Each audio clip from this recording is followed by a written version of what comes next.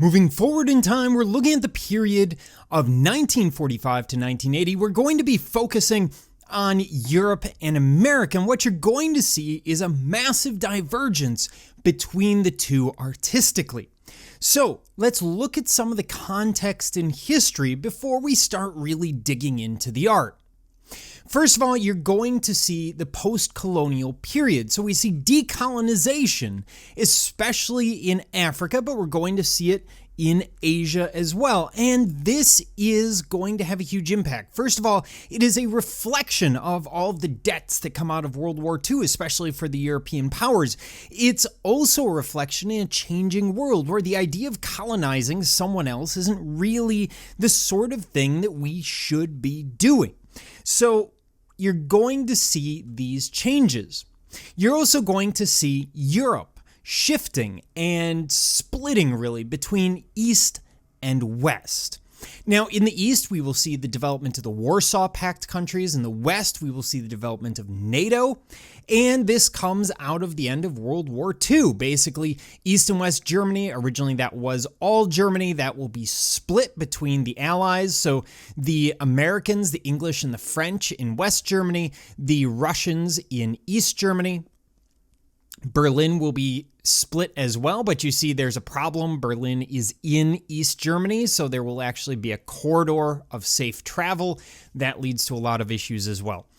Basically, Europe is split. Europe is also decimated, but we'll get to that.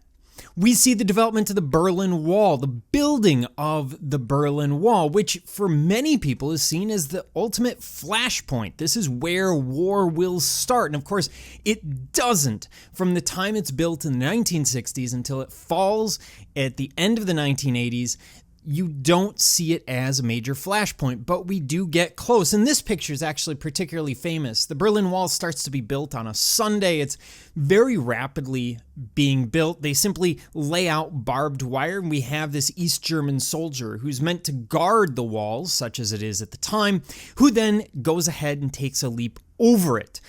People were sort of watching him, and that's why you see people taking his picture, and part of the reason why this is just so famous.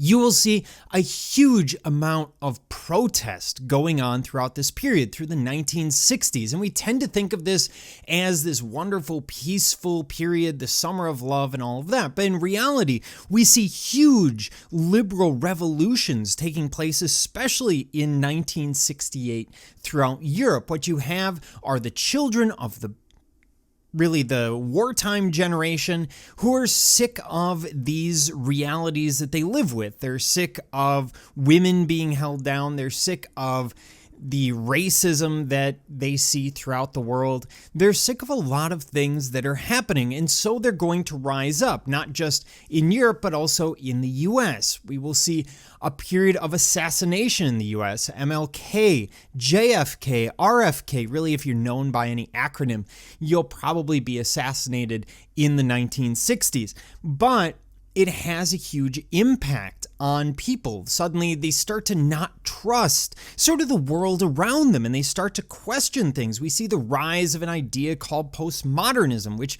we may well get into a little bit later.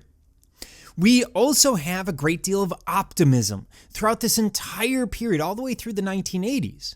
We have the United States and Western Europe, which won the war and put a man on the moon and did all of these spectacular things. And that optimism is going to come out in the art. We're going to see art that tends to be self-reflective, tends to draw out our own thoughts and our own ideas for us to see. It's something we don't see in a period of time when we're not particularly optimistic, which is why today it's really not something that we see. But abstract expressionism and other forms that we see out of this period definitely have that idea of self-reflection at their very heart.